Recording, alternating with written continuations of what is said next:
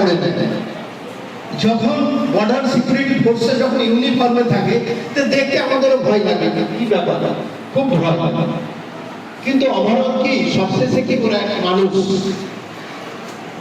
এই দেশ রক্ষার কাজ ছাড়াও যে সামাজিক কাজ, বিভিন্ন ধরনের সামাজিক কাজ করে থাকেন, তার মধ্যে এটা একটা, ওখানে লেখা আছে stop human trafficking.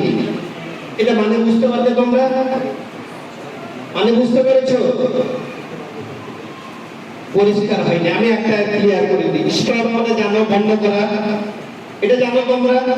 Human, man কথাটা জানো, ম্যান মানে মানুষ তো জানো, একদম নার্সারি থেকে পড়বে। হিউম্যান এটা জানো কি? এটাও জানো অনেকে।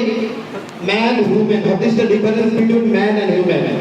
ম্যান তো সাধারণত ম্যান থেকে হবে না, আমরা generally will use the word man. Man থেকে ওম্যান হয়, এটাও জানি। তাতে ম্যান, ওম্যান, চাইল্ড সমস্ত বোঝায়। ওটা মানব জাতিকে বলা হয় হিউম্যান বিংস।